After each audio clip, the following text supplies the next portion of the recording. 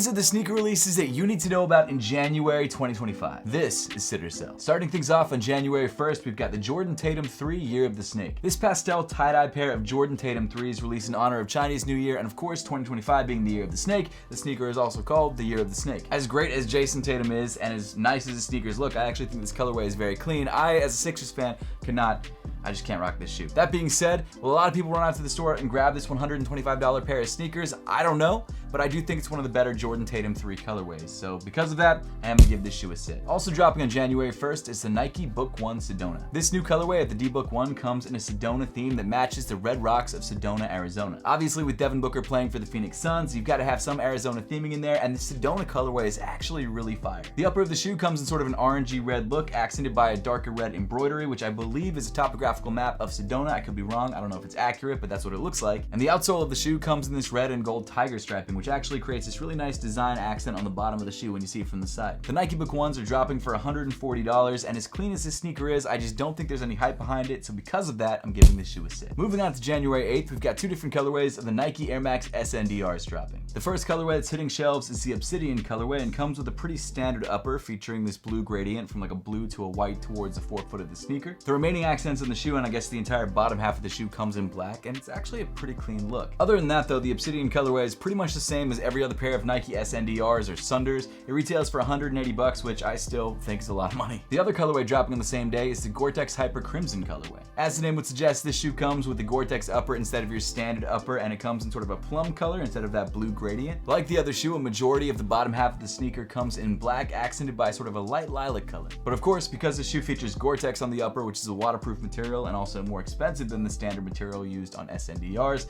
it is more expensive. $30 more expensive, meaning the retail price of this shoe is $210. I already thought the Air Max SNDRs were too expensive, but this is just way out of my price range, at least for this shoe. So both of these colorways are fine. They're both relatively clean, but I just think they're too expensive, and because of that, I'm giving both of these colorways a sit. Moving on to January 11th, we've got the Air Jordan 3 Black Cats. So I've actually already dropped a full review on this sneaker. You guys should definitely check that out on my channel. Like the original 2007 release, this colorway comes in pretty much all black with nubuck on the upper and patent leather on the mudguards. But my personal favorite detail, and I know this is kind of stupid, but I think this detail is kind of clean, is the elephant print laces. If you're looking for that sort of stealthy all black vibe, like you want to be rocking a pair of J's, but maybe you work at a restaurant and you can't wear shoes that aren't black, not a bad way to go. The Air Jordan 3 Black Cats released for a retail price of $200, and of course, if you guys are watching this video and you want to grab a pair for yourself or any of the other pairs that I mentioned throughout today's video, I've made sure to link them and all of the other shoes through the YouTube shopping tab on your screen. And actually, if you're watching this video after they release, they're probably selling for under retail online, because that seems to be the case for most of the GR Jordans, so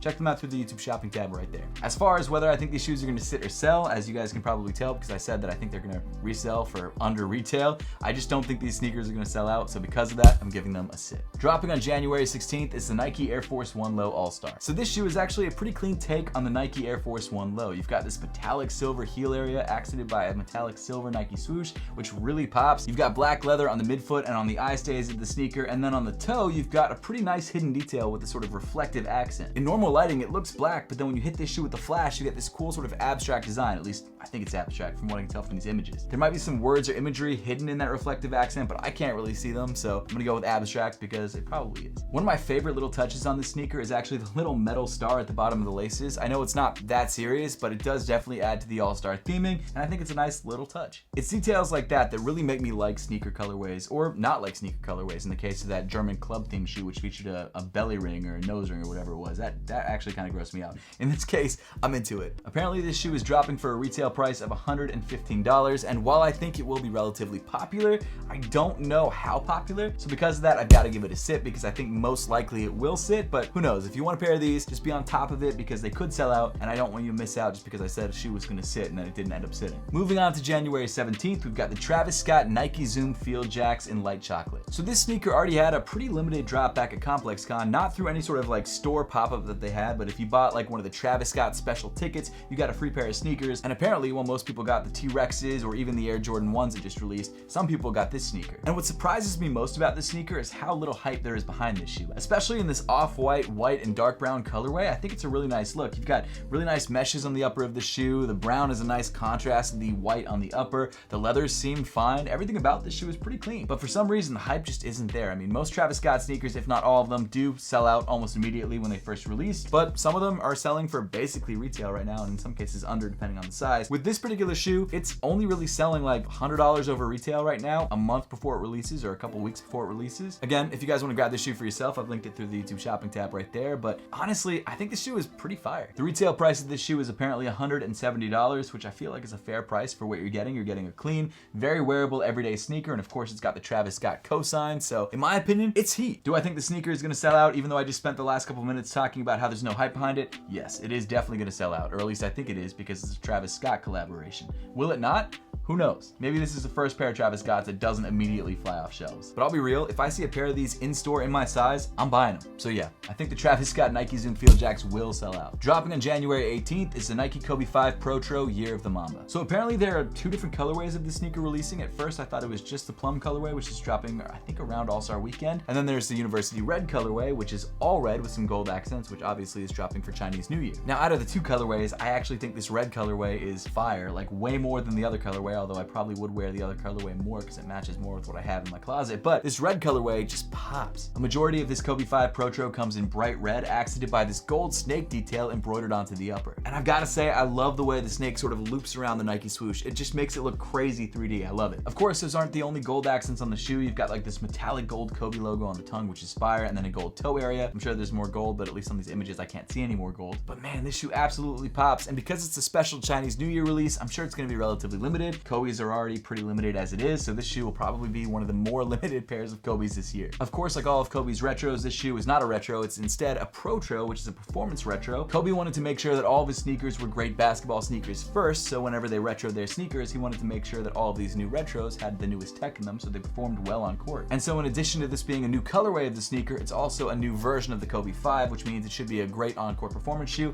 And actually, I did some research recently and found out that apparently Kobe's are the most worn pairs of sneakers in the NBA. Like, people rock Kobe's on court the most out of any other brand, which surprised me. I would have thought that maybe it would have been like maybe LeBron's or maybe Curry's or something like that, but no, it's Kobe's. Kobe's more than anything else. Now, I've seen conflicting reports about the retail price of this shoe. I've seen both 180 and 190, but let's be real, the chance of getting the shoe for retail is pretty low, so most likely you'll be paying resale because I definitely think that this shoe will end up selling out. Dropping on January 20th, we've got the return of the classic Nike Air Max Plus in Hyper Blue. The upper of the shoe features a blue to white gradient, and of course, being an Air Max Plus, you've got those sort of TPU overlays in this colorway. They come in black. Of course, these colors are accented by a white hit on the midsole and gold hits on the Nike swoosh, and all around, if you're looking for a pair of Nike Air Max Pluses, it's hard to get a better colorway than this. Originally released back in '98, the shoe last retroed in 2018, and now finally in 2025, we're getting this sneaker back. No, this is probably not the most hyped up pair of sneakers releasing in January, but if you're an Air Max head and you love OG Air Max colorways and you maybe want a pair to rock on Air Max Day, this is a great way to go. The Hyper Blue Air Max Plus retails for $180, and in my opinion, while it won't sell out, it should sell pretty well, so I'm giving this shoe a sit. Moving on to January 21st, we've got the Riot Skate Shop Nike SB Dunk Low Pro. So I'll be honest with you, I had no idea what Riot Skate Shop was. I mean, I assumed it was a skate shop. I didn't know where it was based or anything like that. Apparently it is based in Bordeaux, France, and the sneaker comes with a bunch of little hits that are nods to both the brand and also France itself. First of all, the shoe comes in sort of a maroon or Bordeaux color. In addition to that, the shoe comes with dark forest green hits as well as the Riot Skate Shop logo towards the heel. And then on the back tab of the right shoe, you've got the word Riot embroidered instead of the Nike logo. While it's not the most exciting collaboration in my opinion, I still think it's a very clean sneaker, and if you like Riot Skate Shop, or maybe you're from that area, or you just like this color of sneaker, you're gonna love this collaboration. This shoe apparently is releasing for a retail price of $135, and I'm not totally sure what the release procedure is gonna be. I don't know if it's only gonna release at skate shops like some skate collaborations, or maybe it will get a wider release on the Sneakers app. In my opinion, if it releases on the Sneakers app, it probably won't end up selling out. That's my guess, even though it's a Nike SB Dunk Low collaboration. They're just not moving the way that they used to. But if it only releases at certain skate shops, I would say, yeah, probably will end up selling out. But my guess is this shoe probably will end up dropping on the Sneakers app, so because of that, I'm giving this shoe a sit. Moving on to January 22nd, we've got the women's Air Jordan 5 Earth. So this shoe comes in a white leather upper accented by small brown hits around the sneaker. You've got a metallic gold tongue, which I actually think is a pretty nice touch, and also what seem to be metallic gold shark teeth, although they might just be like some sort of yellow. When renderings of this shoe first came out, it looked like the shoe was going to be an all brown suede sneaker, but now that we're seeing images of what seem to be the actual sneaker itself, it looks like the colorway is completely changing from an all brown look to a mostly white look. Now my guess is, based on the name of the sneaker, the shoe was inspired by dirt or earth, I guess, maybe to symbolize new beginnings in 2025. Maybe you're planting a seed for the future, I have no idea. Like most other pairs of retro 5s, at least women's retro 5s, this shoe comes in at a retail price of $200. But either way, the sneaker looks pretty clean. It's a very wearable pair of Air Jordan 5s, but will it sell out? In my opinion, probably not. First of all, it's a women's only release and they tend to do not as well when they're not like a super limited release like a Travis or an Alma Mandier. And also, it's an Air Jordan 5 and they haven't been as popular as they used to be. So because of that, I am gonna give this shoe a sit. Next up, on January 23rd, we've got the Nike LeBron 22 What the Monopoly. So apparently LeBron and his family love to play Monopoly on game night. And that's why they've themed like 4 different pairs of LeBron 22s after Monopoly. And apparently, at least based on the name, this is the final release of the shoe based on all of the previous Monopoly themed LeBrons. However, unlike previous What the sneakers, it doesn't feature design elements from any of the other shoes, just colors. Based on these images that I'm seeing, it looks like a multicolored tie-dye pair of LeBron 22s, which I've got to be honest, actually, I think I like this shoe better than any of the previous Monopoly LeBrons. Not that they were bad, but this shoe just looks fire. It seems like a perfect pair of summertime LeBrons, and I realize they're dropping in January, but I still think it's one of those shoes that I'd throw on if I was playing basketball outside in the summertime. Not that I do play basketball, but very rarely, so the chance of me actually throwing these on pretty low, but hey, it's a fire looking pair of sneakers. In addition to the wild and crazy tie-dye upper that comes with greens and blues and reds and purples and all sorts of stuff, you've also got this neon green stitching outlining the Nike swoosh of the shoe and some of the upper parts of the sneaker. All around, it's pretty wild and crazy looking, but it definitely has that what the feel, and of course it's Monopoly themed, so I'm sure there's gonna be some Monopoly branding on the sneaker, but unfortunately we do not have official images of the shoe yet, so we can't see every angle yet. Like the previous Monopoly LeBrons, this shoe retails for $200, and probably like those shoes, I don't think the shoe is gonna completely sell out, maybe in some sizes. It depends on how limited the sneaker actually ends up being, but in my opinion, I think the shoe is probably gonna end up sitting. Also dropping on the 23rd, we've got the Air Jordan 11 Low Chinese New Year, Year of the Snake. So this year, Jordan Brand is going all out for Chinese New Year. We're getting a bunch of different silhouettes, and this pair of Air Jordan 11s is one of them. Of course, because it's the Year of the Snake, Jordan Brand decided to replace the patent leather with a snakeskin texture, which they've actually done a couple different times on the Air Jordan 11. Now, I've got to be honest, I don't love the snakeskin texture on the Air Jordan 11s because it's never actually really done that well. It's sort of this like weird glossy, non-glossy look that, I don't know, I just don't love it. I did like the green snakeskin Air Jordan 11s because that felt the most snakeskinny, and I think if you're gonna go for like a snakeskin texture, go all in. But this colorway instead features snakeskin that comes in sort of a cool gray look. In addition to the snakeskin, you've also got a white leather upper and a white midsole and what seems like a milky translucent outsole. And overall, it's not bad. It's fine. It's $190. I don't think it's gonna blow anyone away, but Air Jordan 11s have been more popular than some of the other Air Jordan silhouettes. Do I think it's gonna sell out though? Not unless it's crazy limited. But I do think it is gonna be more limited than other pairs of Air Jordan 11s that we've seen recently, so I think it's 50-50. It could sit, it could sell. In my opinion, it's gonna sit at least most places, but who knows? If it's crazy limited, then it will definitely sell out. Moving on to January 25th, we've got the entire Nike Jordan Dornbecker collection. But let's start things off with the Air Jordan 6s. Every year, Nike partners with the Dornbecker Children's Hospital to create an entire line of sneakers designed by children who are at the hospital. And what's really great is that you get an insight into every child's life through the storytelling that takes place on the sneakers. It's actually one of my favorite sets of collaborations that Nike has ever done. Apparently, this is the 20th anniversary of the collection, and over the last 20 years, they've raised $37 million for the Dornbecker Children's Hospital. Of course, if you buy a pair for retail directly from Nike, a portion of that sale goes to the Dornbecker Children's Hospital, so not only are you getting a fire pair of sneakers, but you're also supporting a good cause. And this year, in my opinion, the collection is pretty strong. Like I said, we're gonna start things off with the Air Jordan 6, which was designed by Jillian Beagley. Jillian's Air Jordan 6 comes with a white leather upper accented by green and pink hits, and it features the words "Give Life" embroidered into the toe. Those words are apparently a tribute to her liver donor who saved her life. In addition to some other hidden details, you've also got some patches which are interchangeable to really customize the look. I think it's a really well done pair of sneakers, and while I'm not totally sure if it's gonna sit or sell just because Jordans haven't been moving like that, I am gonna say sell because I wouldn't be surprised if at least most of the sizes sell out, especially because it supports such a good cause. Next up, we've got the Nike Dornbecker Pegasus 41. This shoe is designed by Timas Fiorenko and features his cat on the Nike swoosh. The sneaker comes in yellows, reds, and blues and is a really clean look on the Nike Pegasus 41. Just like with the Air Jordan 6, I'm not totally sure if this shoe is gonna sit or sell, but my guess is that most sizes will sell out, even though it's a less popular silhouette than the Air Jordan 6. The Pegasus 41 is generally just a running sneaker, but I think it's a great looking sneaker, it's really well done, and it's a very comfortable shoe. So if you wanna grab it, I say go for it. Next up is the Dornbecker Nike Air Max DN. This shoe is designed by Connor Casing and comes in black and gold with glow-in-the-dark accents on the outsole. The shoe features some of Connor's favorite things written on the upper, as well as some music notes, which are actually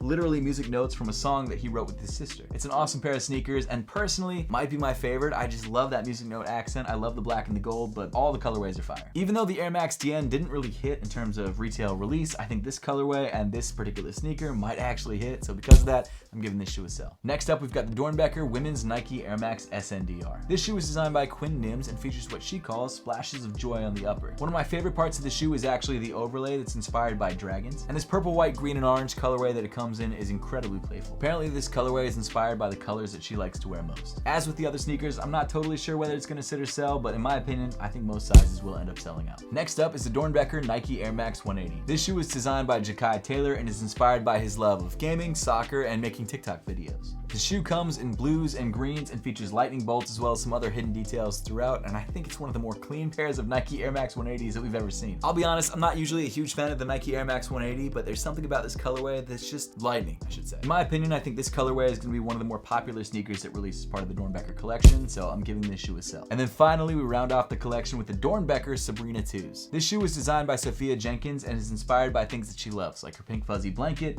pickles, and floral stickers. The sneaker comes in tonal pinks with purple accents on the tongue, and because it's a Nike Sabrina 2, one of Nike's more popular silhouettes, I wouldn't be surprised if this shoe actually ends up being the most popular out of all of the Dornbecker sneakers that are dropping as part of this collection. So because of that, I'm giving this sneaker a sell. Also dropping on January 25th, we've got the Adidas Harden 9 in Cyber Metallic. Now, from what I can tell, this is the first colorway of the sneaker to drop, and honestly, the Harden Volume 9 is absolutely fire. As much as I'm mad at Harden for the way that he left the Sixers, I don't know if this is Daryl Morey's fault or not. I don't think it was, because well, maybe I just like Daryl Morey, I don't know. But either way, this sneaker is fire. Bias aside, the upper of this shoe features metallic silver overlay, which I guess is more of a chrome than a metallic silver. And the design that they used on this overlay, this sort of like Adidas 3 stripes that turn into like these speed lines or whatever they are, just is so futuristic and so sick. I really like the Adidas Harden Volume 8. I thought that was a fire sneaker as well, but the Volume 9 just is like the perfect Harden, in my opinion, visually. I think out of all the Hardens that they've made, this one is by far the best. Now, I can't speak to performance of this shoe because I haven't tried this shoe yet, but I plan on buying a pair. I plan on trying it out because I'm so interested in it. And for $160, it's hard to find a better looking pair of basketball sneakers. Sure, I still think the AE ones are probably higher on my list than this, but this is up there. Dude, Adidas has been absolutely killing it in the basketball department with the Fear of Gods, with these. I mean, I know the Fear of Gods kind of flopped, but in terms of actual like innovation, I think Adidas is killing it right now. I think it's hard to beat them. I mean, Nike's not really dropping anything that crazy for basketball. Maybe tech-wise, but design-wise, visually, Adidas is where it's at, other than Kobe's. Maybe Kobe's are. I still think Kobe's are better. Construction-wise, it seems like this shoe is very similar to the Harden Volume 8, with the only real visual difference being that overlay, but until I get this shoe in hand, I'm not gonna be able to know for sure. But my guess is, because this shoe has so much hype behind it already, and based on the hype that we've seen with the AE ones, I would not be surprised if the Adidas Harden Volume 9s in this metallic silver colorway sell out. Dropping on January 29th, we've got the Nike SB Dunk Low Pro in aluminum and black. So Nike Dunks haven't been anywhere near as hyped up as they used to be, and I think that's just because Nike created so many of them. But every so often, Nike releases a Dunk or an SB that just features this really great GR colorway, and this is one of those examples in my opinion. You've got a black upper accented by this sort of aluminum blue suede, as well as a white Nike swoosh and a white midsole. And sure, it's nothing special. It's a standard Nike SB Dunk Low retailing for $115, but I think if you're looking for a pair of new skate shoes, or maybe you want a pair of everyday beaters, this is a good way to go. I definitely don't think there's gonna be a lot of hype behind these. I don't think it's gonna be difficult to get these guys at all, and in my opinion, these shoes will absolutely sit, but they are still absolutely fire. Rounding off January 29th, we've got the Air Jordan 1 Low Year of the Snake. This Chinese New Year themed sneaker comes in a white leather upper accented by gray overlays, but even though at first glance the sneaker does seem kind of dull, I'm not gonna lie, there are some snake themed details that I actually really like. So on the tongue of the sneaker, you've got this bluish gray ripstop, which sort of looks like snakeskin. Same deal on the Nike swoosh of the shoe. It looks more snakeskinny on the Nike swoosh for whatever reason, I'm not sure exactly why. And then on the heel of the shoe, you've got that sort of window or gem wings logo, which reminds me a lot of the Co.JPs. However, unlike that colorway, this colorway features what seems to be an iridescent finish on it, so it kind of changes color depending on the light, which I think is really cool. In addition to that, you've got this sort of off-white or off-green colored semi-translucent outsole, which looks like it could glow in the dark, but I'm not 100% sure. I wouldn't be surprised either way. You've also got this dark navy snakeskin hang tag, which I think is absolutely fire. It's kind of a bummer that I think the best part of the shoe is actually the hang tag and not the sneaker itself, but sometimes that's just how things go. There might be other details on this shoe that make it pop, I don't know. It could also be insanely limited, like the Year of the Rabbits were, but either way, it retails for $160, and if it's not insanely limited, I don't think think this shoe is going to sell out. If it is insanely limited, then it might. Although Air Jordan 1 hype is just so low right now, and I just don't think the colorway looks that crazy, so I'm just gonna give it a sit. Then dropping on January 31st, we've got the Nike Airtech Challenge 2 in white and racer red. So this colorway looks a lot like the OG Nike Airtech Challenge 2s, that sort of infrared colorway, but it features a pink instead of an orange. And as much as I like this colorway, I definitely prefer the OG colorway, which actually just recently released. Like that colorway though, this sneaker features what seems to be an aged midsole and aged plastic hits around the sneaker, which is fine. I think some people might like it, some people might not. A good friend of mine who you guys probably know, friend of the channel, Osman Cueto, had a pair of these, the OG colorway at least, or the OG pair actually, and it did feature those yellowed accents, so I get what they're trying to do there. I don't mind aged accents. I mean, I love the Lost and Found ones from a couple years ago, but on this shoe, I would have preferred to just give me the original, just give me the all white. I think it just looks a little bit cleaner because this is more of a sporty shoe. Also, for those of you that didn't know, the Air Yeezy 2's midsole and outsole tooling is actually the Nike Airtech Challenge 2's midsole and outsole tooling, so you might have recognized it from these images, but there you go, a nice little tidbit of information in case you didn't know. This particular colorway is dropping for a retail price of $150, and while it's not the OG colorway, based on how quickly the OG colorway sold out and the fact that this looks kind of like it, I wouldn't be surprised if this colorway actually sells out, which is something I didn't expect myself to say, but that's what I think. But hey, if you made it to this point in the video, let me know in the comment section down below which one of these January releases you are most excited about. With that being said, thanks so much for watching, hit that subscribe button, and I'll see you all in the next one.